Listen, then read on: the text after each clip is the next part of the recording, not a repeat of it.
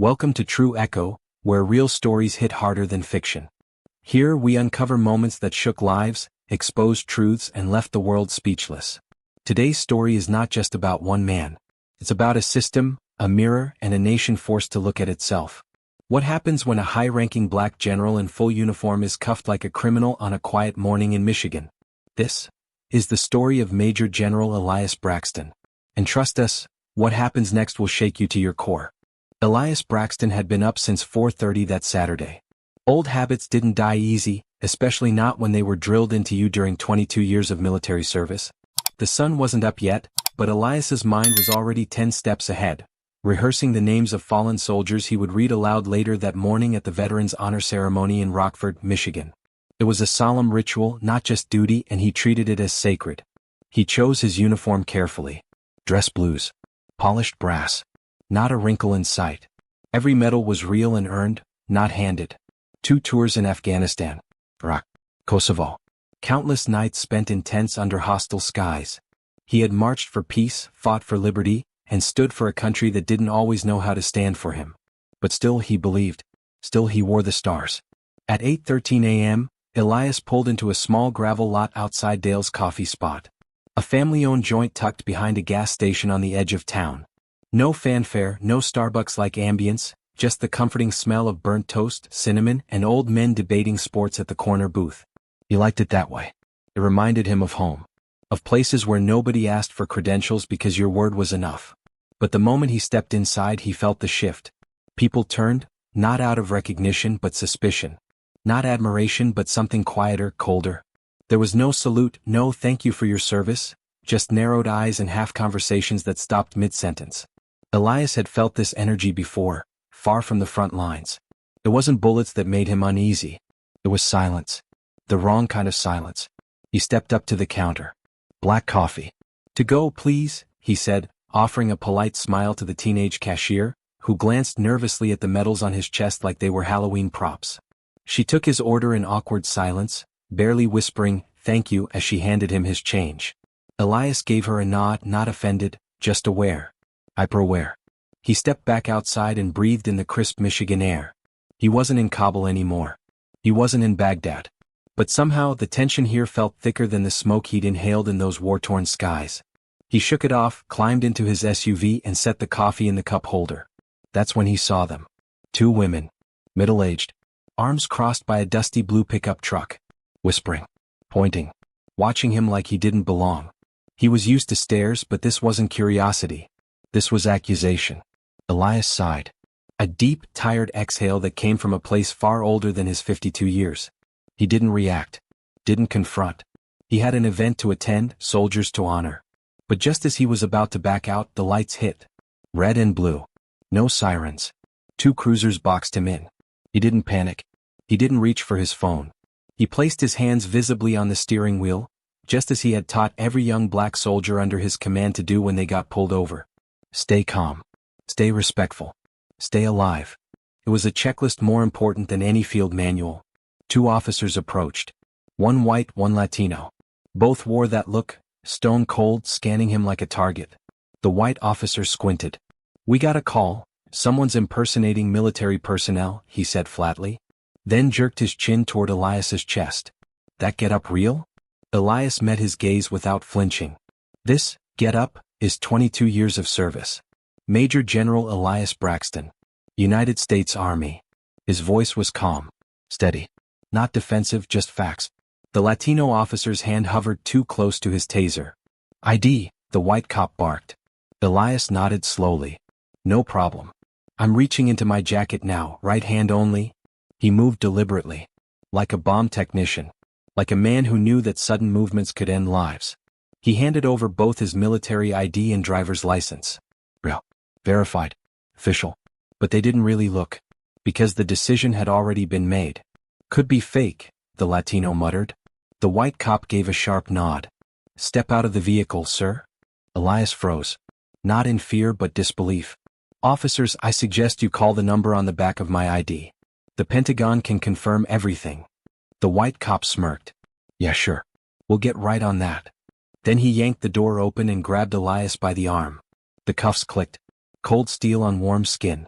A man who had saluted presidents was now treated like a criminal. Elias Braxton didn't struggle. He didn't yell. He didn't even flinch as the cuffs locked around his wrists and the officer shoved him forward against the hood of his own SUV. His metals scraped the cold metal surface with a soft clink, like a reminder of everything they were ignoring. Everything he had earned. Everything they chose not to see. Behind them, murmurs grew. People were watching, some from the diner windows, others from behind half-closed car doors. Smartphones peeked out from jacket sleeves. Someone whispered, "Is that a general?" Someone else muttered, "Must have done something." That was always the story, wasn't it? If they're in cuffs, they must be guilty. Elias kept his voice calm, though a storm swirled in his chest. "You're making a mistake," he said clearly, his breath fogging against the hood. "I suggest you call the number on my ID. The Pentagon can confirm who I am." The white officer, Mike as the badge glinted, rolled his eyes and began patting him down more aggressively. "Save it," he grunted. "Anyone can print fake IDs these days." The Latino officer, Ramirez, stood back watching. "Less sure now." His eyes flicked from Elias's uniform to the name stitched neatly on the chest, Braxton. The ribbons weren't crooked. The fabric wasn't cheap. Everything was too perfect, too precise. "Sir, we got a call," Ramirez said awkwardly, as if he were trying to convince himself more than Elias. "You fit the description. We'll sort it out at the station." Elias turned his head slightly, locking eyes with a woman in the crowd, red baseball cap, arms folded, chin high like she just saved the Republic. "That's him," she said confidently. "Told you he didn't belong." Her voice hit Elias harder than the cuffs ever could. She didn't know his name, his story, his years of service. But she knew his skin. And for her that was enough. Mike dragged Elias toward the cruiser. "Major General, huh?" he sneered. "What's next? You're best friends with the president?" Elias held his ground. "No. But the Secretary of Defense does have me on speed dial. You want to test it?" Ramirez hesitated, visibly shaken now. "Mike," he whispered under his breath, "maybe we should." "No," Mike cut him off. "We're doing this by the book." By his book. Elias didn't resist. He walked with purpose, his spine straight, his shoulders squared. He was a soldier. Even in cuffs. Especially in cuffs. He slid into the back of the cruiser with silent dignity, metal still gleaming in the sunlight. The door slammed shut like a prison cell. The engine started. The cruiser pulled away. Dale's coffee spot faded into the distance behind him. Just another battlefield in a war fought without guns. From the back seat, Elias spoke again. Clear. Composed. "I strongly advise you to contact your watch commander. Verify my identity through the Department of Defense. That would be the appropriate action." Mike didn't answer. He tapped the steering wheel like he was driving to a birthday party, not hauling a decorated officer in handcuffs. "What's the event anyway?" he asked mockingly. "Comic-Con costume contest?" Elias's jaw tightened, but his voice remained steady. "Veterans Honor Ceremony. We're recognizing 20 soldiers who never made it home." Ramirez shifted in his seat again, unease pouring off him now. "We should probably check." Mike slammed the brakes harder than necessary at a red light. The cruiser jolted. "You threatening me, General?" he barked, twisting around in his seat. "No," Elias said. "I'm promising you." The rest of the drive was silent. Tense. Like a fuse burning toward a stick of dynamite. The station loomed ahead, an old, tired building half hidden behind wilting trees. Inside, the air smelled like stale coffee and worn-out ambition. A desk sergeant in his 50s leaned against the counter, half watching a game on a small mounted TV. When Elias stepped out in cuffs, the sergeant blinked. "What?" "Twice." "What's this?" he asked, voice flat. "Stolen valor," Mike grunted. "Had half the town calling it in." The sergeant looked Elias up and down. Slower this time. Something in his eyes shifted. His gaze landed on the stars on Elias's shoulders. The ribbons. The name tag. The combat infantry badge. "You sure?" he asked, quieter now. "Positive," Mike snapped. Elias decided it was time. "Desk sergeant," he said evenly. "I am Major General Elias Nathaniel Braxton, United States Army. Serial number 458 to 226,819.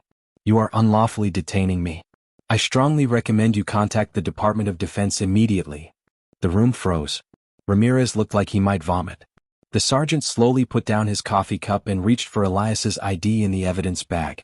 He stared at it, blinked, looked again. "This looks real," he muttered. It is real, Elias said, locking eyes with him. And unless you want your town on every major news channel by noon, pick up that phone. The sergeant's hand hovered. Then he dialed. Mike's face tightened, his confidence cracking for the first time. The call lasted less than a minute. When it ended, the sergeant stood straighter. His voice was quieter, but heavier. You need to uncuff him, he said. Mike blinked. What? But Ramirez was already moving, unlocking the cuffs with shaking hands. Elias flexed his wrists slowly, the red marks glowing against his skin. He adjusted his uniform with military precision. Then he turned to Mike. I told you, Elias said, his voice like steel. You just ended your own career. The air inside the Rockford Police Department was heavier than lead. Even the hum of the flickering fluorescent lights above seemed to pause when Elias made his request. I'd like to use your phone, he said calmly. The desk sergeant, who hadn't even looked Mike in the eye since ending the call with the Pentagon, pushed the landline across the counter. No words. Just shame and surrender. Elias picked it up with the deliberate poise of a man trained to remain unshaken in war zones. He dialed a number he knew by heart. Not for emergencies like car crashes or break-ins, but for emergencies like this. When the enemy wore a badge, not a uniform. The phone rang once, then twice. A clipped voice answered. Colonel Reeves. This is Major General Elias Braxton, Elias said, measured. I've been unlawfully detained by local law enforcement in Rockford, Michigan. I need a verification broadcast immediately. No hesitation. Yes, sir. Stand by. Elias hung up the phone. The entire room had stopped moving. Even the old game on the TV behind the counter felt irrelevant. Mike leaned against the wall, pale, silent. Ramirez stood motionless, like any step might collapse the ground beneath him. 15 minutes later, 2 black Suburbans glided into the station's cracked parking lot like agents of fate. Their windows were tinted pitch black, mirror dark. 2 birds landed on a nearby power line and flapped away as the doors opened. 3 men stepped out. Black suits, polished shoes, sunglasses despite the Michigan morning haze. One of them, taller than the rest, wore an earpiece and moved with the stiff precision of someone who had never once been surprised by chaos. He walked into the station like he owned the oxygen in it, flashed a leather badge at the desk sergeant. Department of Executive Protection. We're here for General Braxton. Ramirez stepped back instinctively. Mike didn't move. His jaw clenched, mouth half open like he was still trying to calculate how this had all gone so wrong so quickly. The man in the suit, Agent Brooks, turned to Mike. Which one of you initiated the arrest? Mike swallowed hard. I did. Brooks nodded once. Good.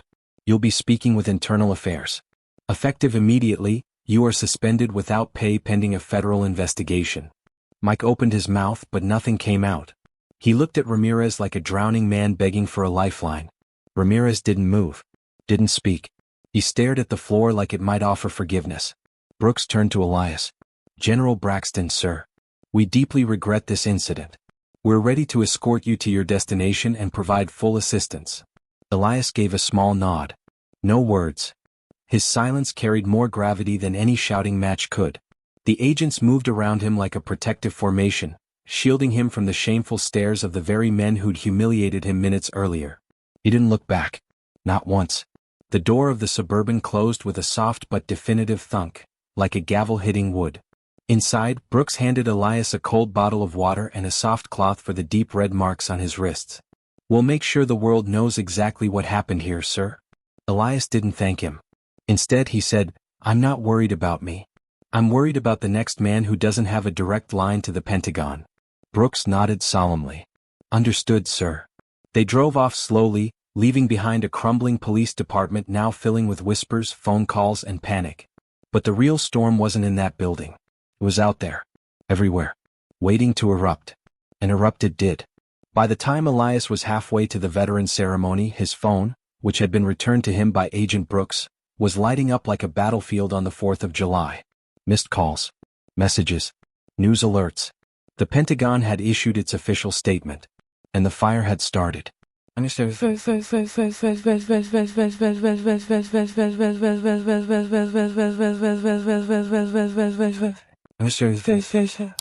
Back in Rockford, the phones at the police department rang non-stop.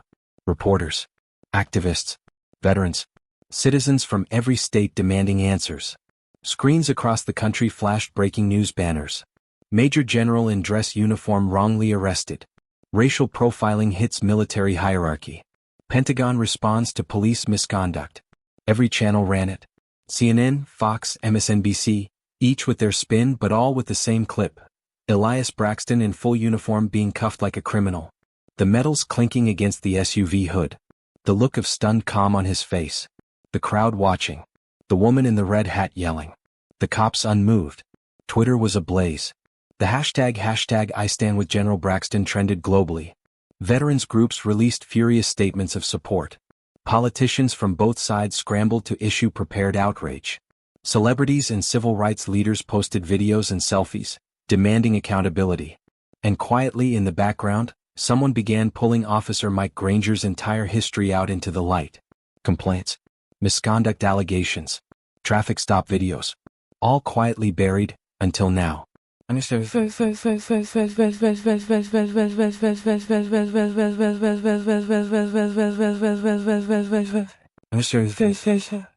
Elias arrived at the veterans event late. But when he entered, the entire room stood. Not because of rank, but because of what had just happened. He walked to the podium. His tie was straight. His shoes still polished. His voice steady. He read the names of the fallen. Saluted each one. And never once mentioned what had happened. But everyone in that room knew. Later that night, Elias sat in his hotel room, tie loosened, eyes scanning the flood of messages. Support. Solidarity. Outrage. He didn't feel triumphant. He felt exhausted. Not from age or wear, but from carrying a truth most people never wanted to hear. Then came the knock at the door. Agent Brooks again. Sir, media's requesting a statement. Would you like to prepare one? Elias thought for a moment. Then shook his head. No speeches. Just the truth. The conference room was small, plain, just a blank beige wall behind a simple podium. But when Elias stepped in, it felt like stepping onto a battlefield. Lights beamed down. Microphones waited like traps. Dozens of cameras stood ready to broadcast his every breath, his every pause to the world. He didn't clear his throat. Didn't look at his speech. He didn't need notes. What he was about to say had been written across his soul for years. What happened at Dale's coffee spot wasn't new. It was just visible this time. Caught on camera. Backed by stars on his shoulder and a hotline to the Pentagon. Elias looked directly into the crowd of reporters, then into the lens of the camera that sat dead center. When he spoke, his voice was steady, not loud, not theatrical, but sharp enough to slice through silence. I'm not here to speak for myself, he began. I'm here for every black soldier, every black citizen, who has ever been seen as a threat first and a person second. The room went still. Wearing a uniform didn't shield me. Wearing medals didn't protect me. If this can happen to a major general in full dress, what happens to the kid walking home from school? Pens scribbled. Camera shutters clicked. But nobody interrupted. They couldn't. Elias wasn't just speaking. He was holding a mirror up to the nation. This isn't just a bad cop problem, he continued. It's a mirror. And if we don't like what we see, we don't smash the mirror. We fix the reflection. He paused, letting the words settle like dust after an explosion. I love this country. I fought for it. I'd do it again tomorrow. But loving something doesn't mean ignoring its flaws. It means holding it accountable. Pushing it to be better. Stronger. Fairer. A reporter finally raised her hand. General Braxton, what do you hope happens next? He didn't hesitate. I hope we stop pretending. I hope we start listening. And I hope we remember that respect isn't something you put on like a uniform. It's something you owe to every human being you meet. He didn't thank the crowd. Didn't wave. He stepped away from the podium and walked out, leaving the microphones behind, walking into the crisp air of a town that would never forget his name. Not because he was famous, but because he made them look at something they tried not to see.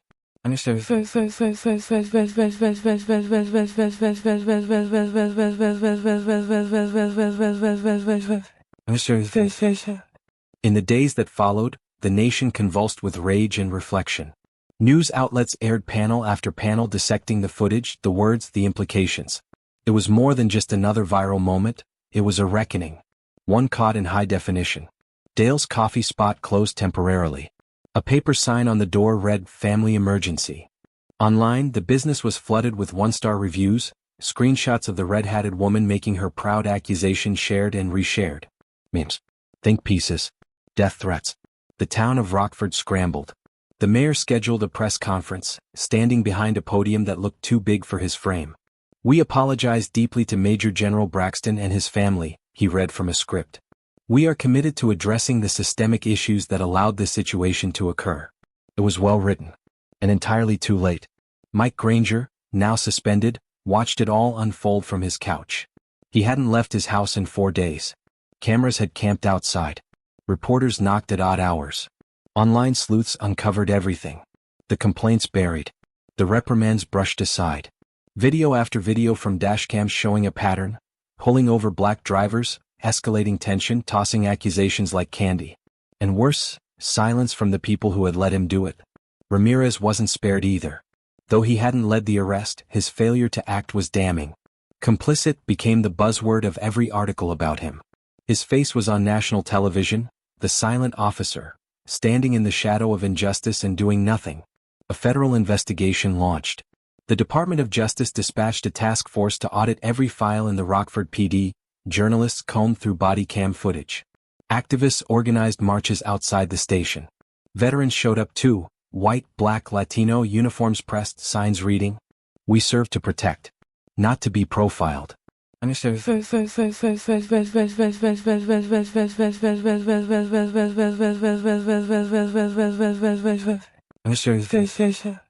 Elias watched it unfold, not with anger, but with exhaustion.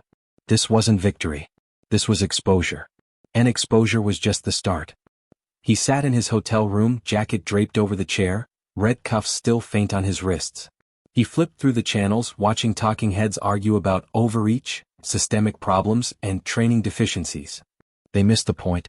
It wasn't about training. It was about seeing. Elias thought of the young cashier who couldn't look him in the eye. The red-hatted woman who felt powerful in her accusation. The silence of the crowd. The smirk on Mike's face. But he also thought of Ramirez's hesitation. Of the desk sergeant's shaken hands.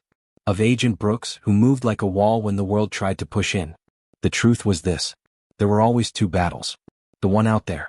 And the one in here, inside the system, inside the soul of a country that kept tripping over its own ideals.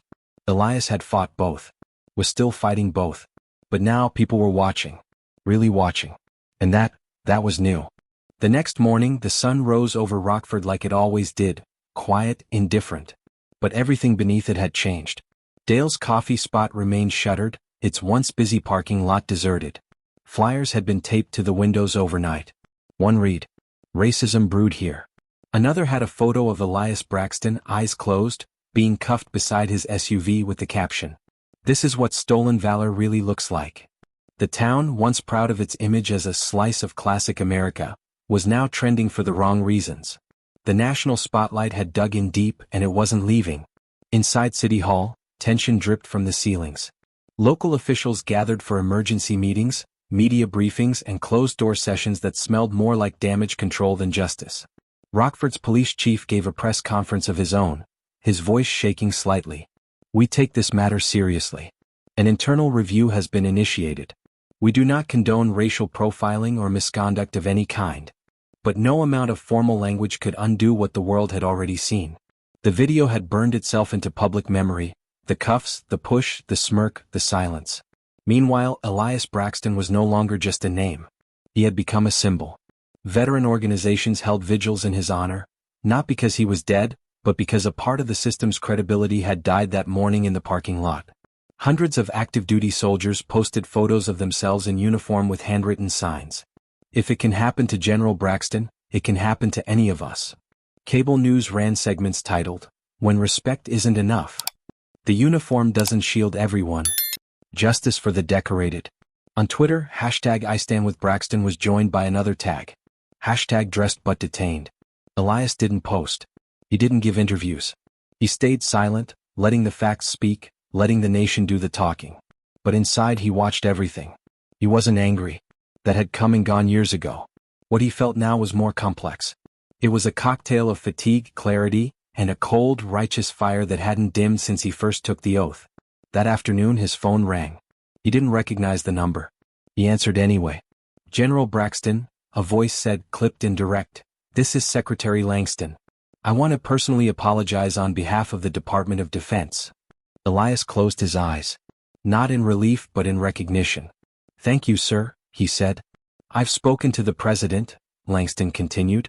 "He's seen the footage. He's furious. We're coordinating with the DOJ.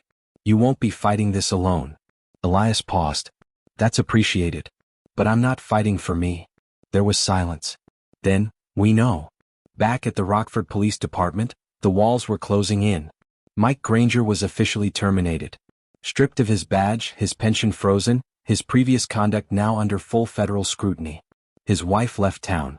His mailbox filled with threats. Neighbors stopped waving. A video surfaced of him years earlier, pulling over a black teenager for loitering, even though the kid had been walking home from school. The pattern was clear. Ramirez, meanwhile, remained suspended. Some said he'd been a good cop who froze. Others said silence was a choice. Either way, the court of public opinion didn't split hairs. He became another face of complicity. In a viral video that would later be played in training rooms across the country, a prominent civil rights attorney said, "Mike Granger was the match, but Officer Ramirez was the gasoline. He didn't light the fire, but he stood there while it burned." 3 days after the arrest, Elias returned to Washington, D.C.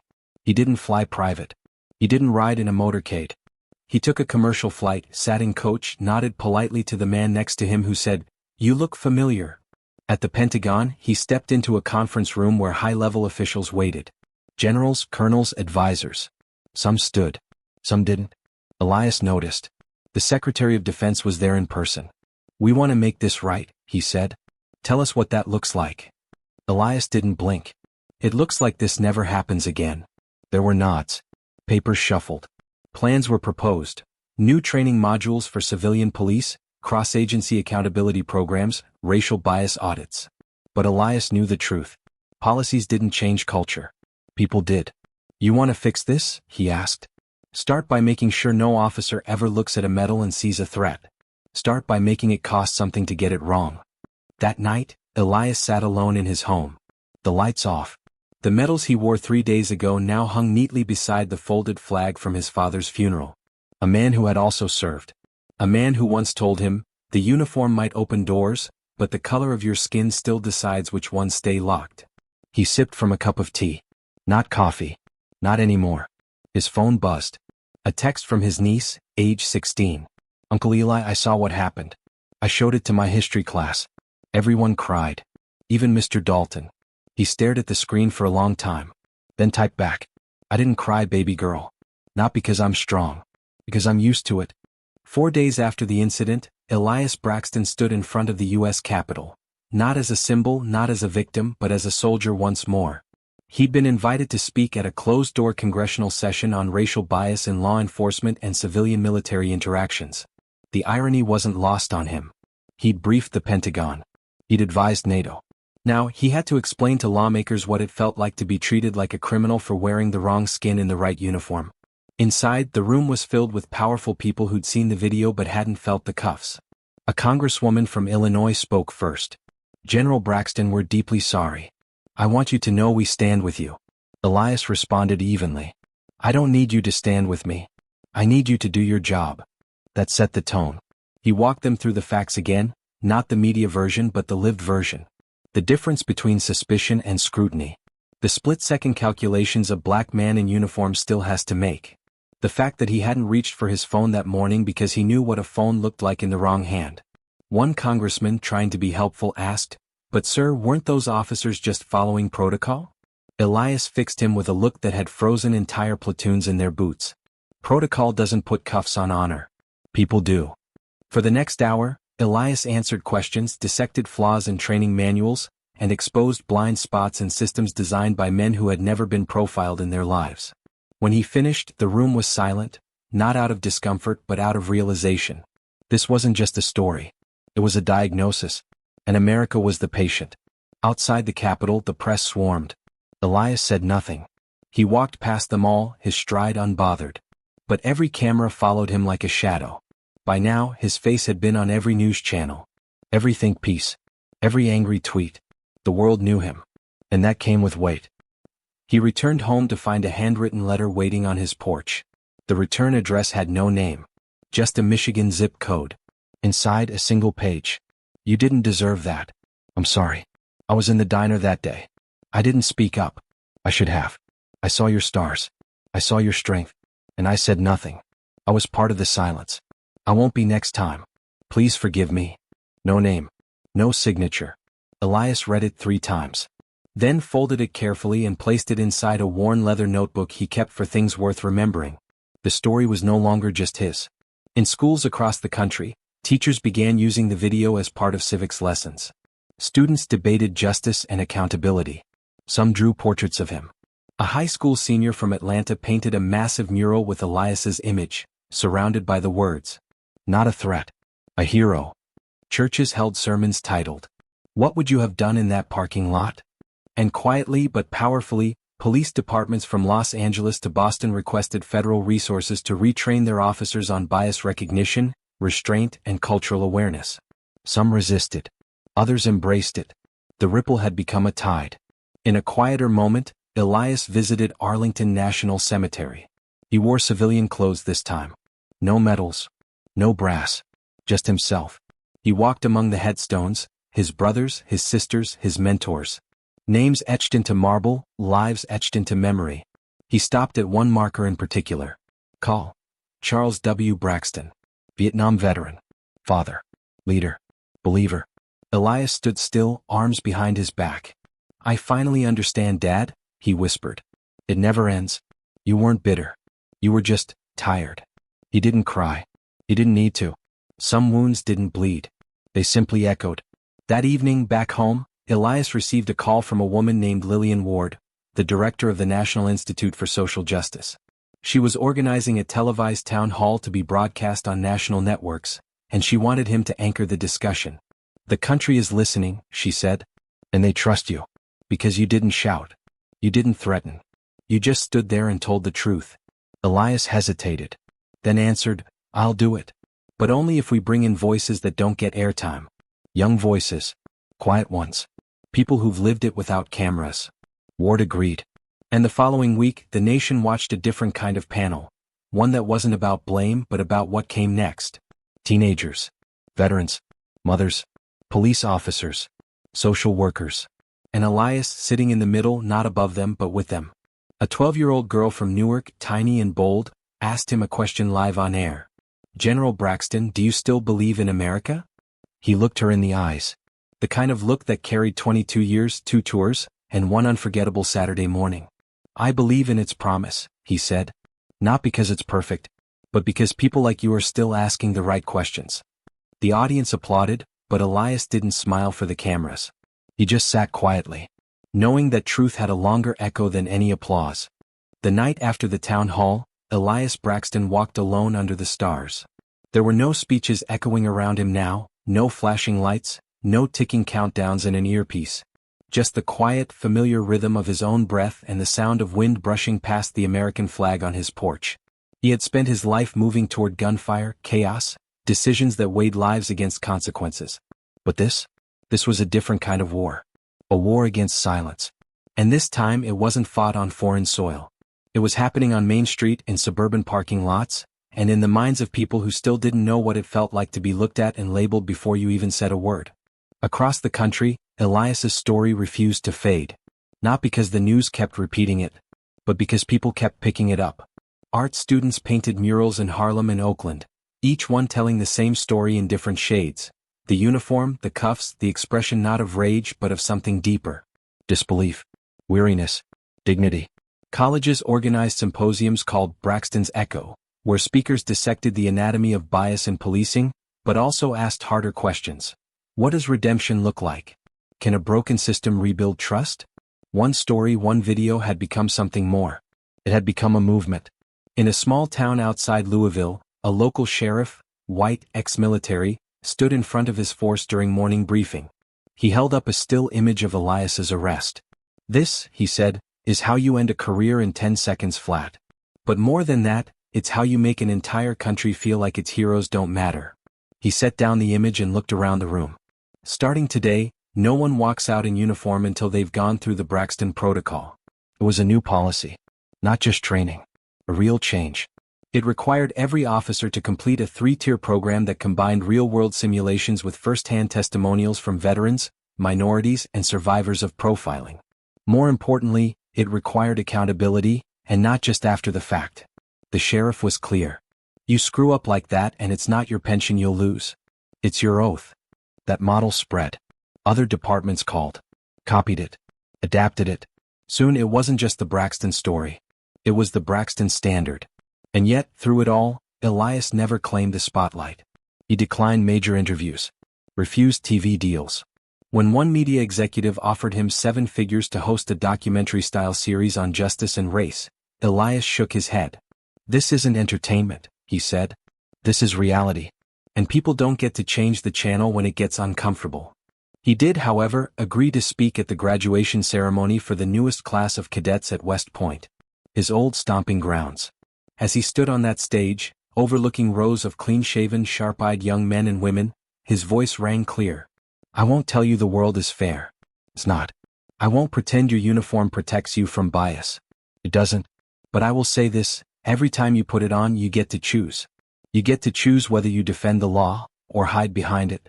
Whether you see citizens, or statistics. Whether you do what's easy, or what's right. He paused. Then looked out into the sea of uniforms. You won't remember every name, every mission, every drill. But one day you'll remember a moment. A moment where someone trusted you, or feared you. And you'll have to decide if you earned it. That speech would be printed in full by The Atlantic. It would be turned into a voiceover for a nonprofit campaign. And it would be quoted years later by a young officer named Jasmine Park when she de-escalated a confrontation during a traffic stop in Arkansas.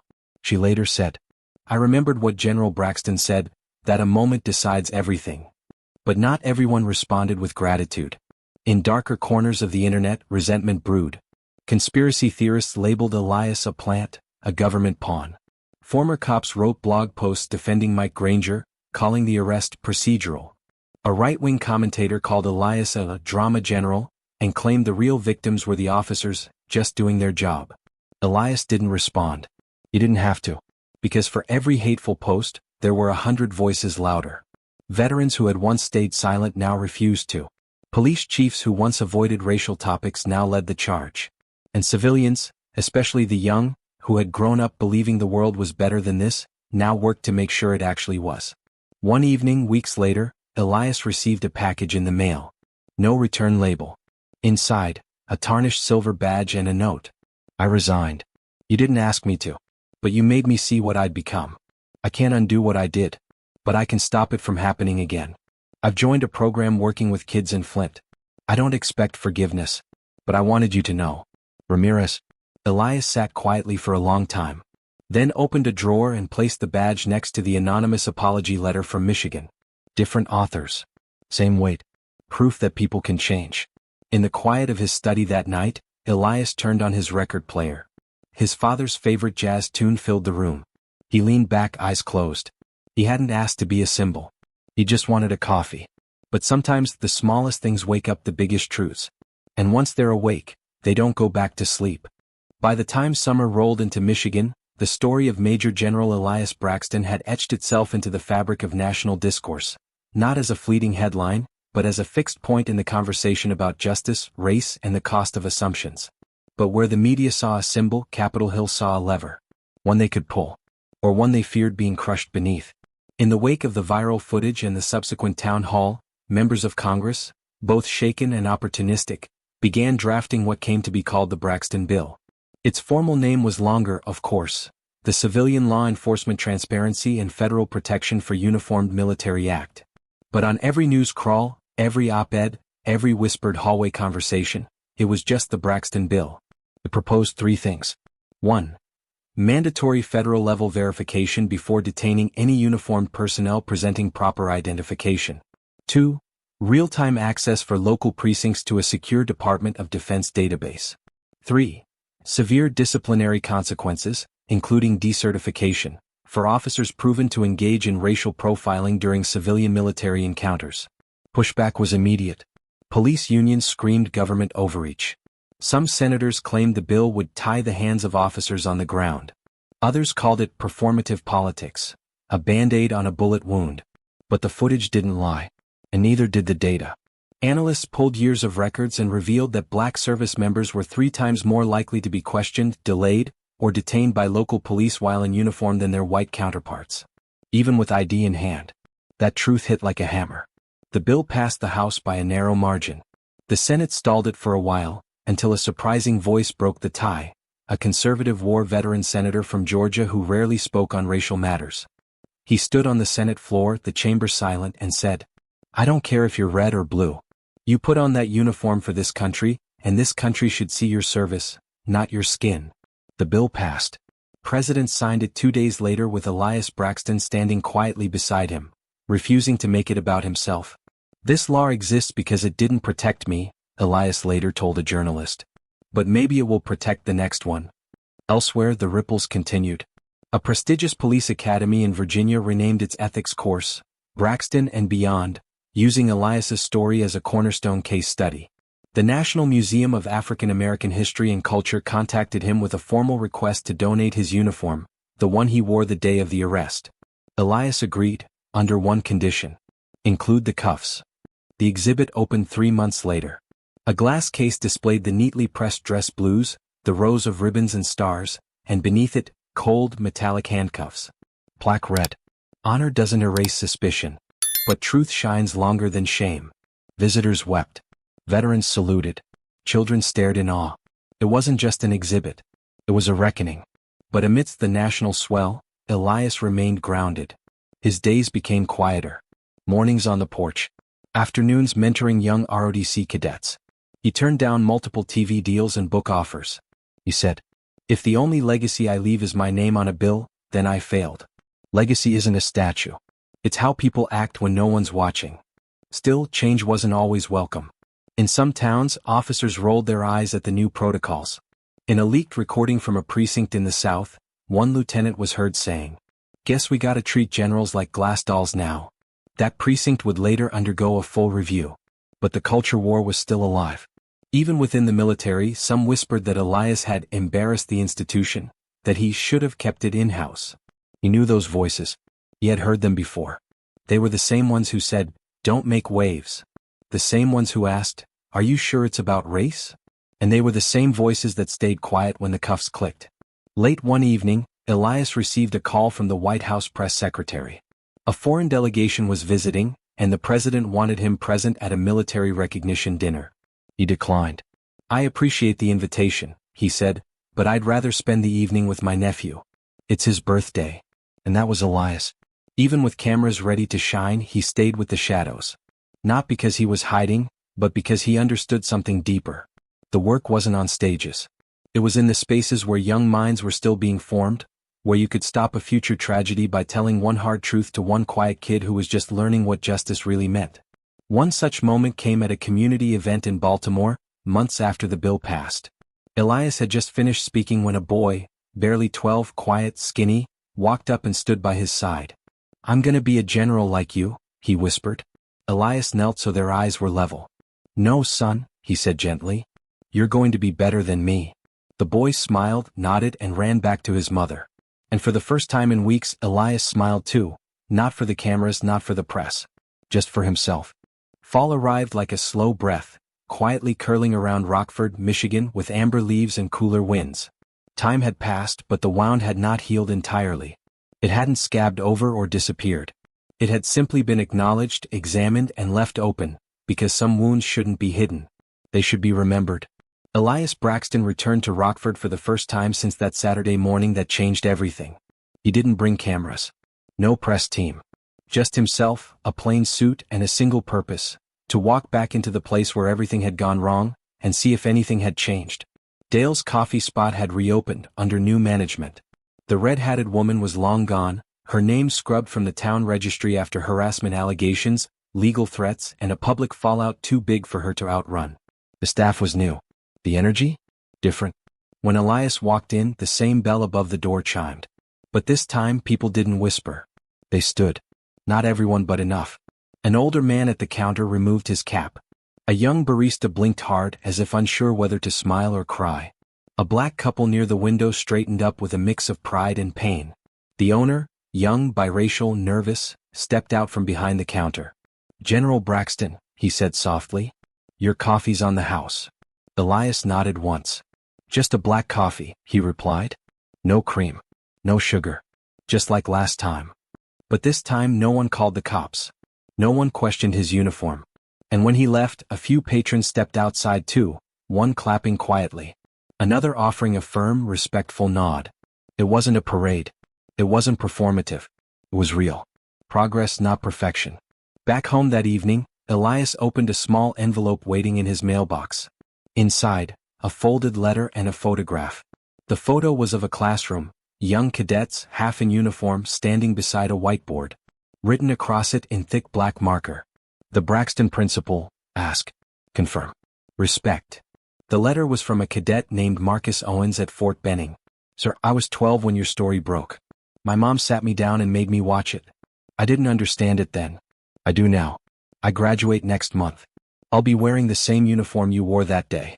But I promise you, if I ever see someone cuffed when they should be saluted, I'll speak up. Because you showed me what silence cost. Elias ran his fingers across the photo. A long breath left his chest. Then he placed the letter in a small wooden box, one that now held dozens just like it. Letters from cadets, teachers, soldiers, students, even officers. Some apologetic. Some grateful. All changed. He never read more than 3 at a time. Not because they overwhelmed him, but because they reminded him of something more enduring than pain. Purpose. That weekend, he attended a quiet remembrance ceremony for fallen black military heroes. Men and women whose names had been forgotten by textbooks, but not by families. He wasn't the keynote speaker. That honor went to a young lieutenant who'd served in Syria. But they asked Elias to close the ceremony with a final thought. He stepped to the microphone. Looked out at the gathered families. The marble headstones in the distance. The folded flags and laps. I was once asked if I still believe in America, he began. The truth is, I believe in the idea of it. The one we haven't reached yet. The one we inch toward every time we choose decency over denial. Every time we honor the sacrifice of those who wore the uniform, regardless of color, rank, or recognition. He paused. Some of us carry stars. Others carry scars. But the weight is shared. Or at least it should be. He didn't need applause. He just needed them to feel it. And they did. Back in Washington, plans were underway to rename a federal building in his honor. One of the few gestures he politely declined. I don't need a building, he told the senator who proposed it. I need a generation that builds better than the one before. Instead, Elias proposed something different. A mentorship initiative. The Braxton Fellowship, a program designed to pair retired veterans with at-risk youth in urban communities. Not as saviors. Not as heroes. As listeners. As guides. As living proof that dignity can be learned, but only if it's shown. Funding came fast. Donations from military families, advocacy groups, even 2 Fortune 500 companies trying to repair the brand damage they'd once ignored. Within 3 months, over 200 pairings were active in 7 states. Each pairing had a simple mission. Teach what courage really looks like. Start with listening. End with legacy. And still, Elias kept his own life simple. He taught part-time at a local college. He attended every birthday and graduation in his family.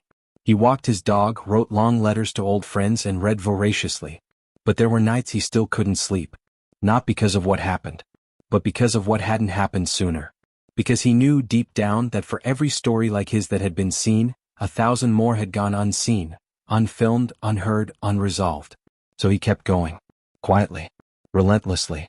Because justice wasn't a moment. It was maintenance. It was a cold morning in early December when Elias Braxton returned to his childhood neighborhood. The air was sharp, cutting across his face like it remembered him, and maybe it did. Every cracked sidewalk, every worn brick building, every chain-link fence seemed to whisper stories of the boy who had once run through these streets with scraped knees and sky-sized dreams. He wasn't here for an event. There was no crowd, no media, no staged applause. Just a promise. Years ago he had made it to himself. That no matter where the stars on his shoulder took him, no matter how many battlefields he crossed, he would return to where it all started. Not as a general. Not as a symbol. Just as Eli, the kid from Block 14 who used to mow lawns for $5 and shared a bedroom with 2 brothers and a dream too big for the walls that tried to contain it. He stood outside the old rec center, the one that had taught him how to throw a football, how to hold his tongue, and how to break up fights without fists. It was mostly abandoned now. Broken windows. A sagging roof. Graffiti faded by time. But to Elias, it was sacred ground. He stepped through the rusted gate and into the gym. Dust caught the sunlight in floating orbits. His footsteps echoed lonely and slow. And then he smiled. Because despite the silence he could still hear it, the thud of basketballs, the laughter of kids, the bark of old Coach Hendricks yelling, "Run it again!" He sat on the bleachers for a long time. No phone. No noise. Just memory. And then, footsteps. He turned to see a boy, maybe 15, tall for his age, dark skin, cautious eyes, wearing a hoodie 2 sizes too big. The boy stopped, saw Elias and hesitated. "You're him, ain't you?" the boy asked. Elias raised an eyebrow. "Depends who him is." The boy scratched the back of his neck. "The general. The one they arrested. I saw you on YouTube." Elias nodded once. "Yeah, that's me." The boy sat beside him without asking. Looked around the gym. "My brother used to play ball here. Before it got shut down. He said this place kept him out of trouble." Elias nodded again. "It kept me alive." They sat in silence. Then the boy turned.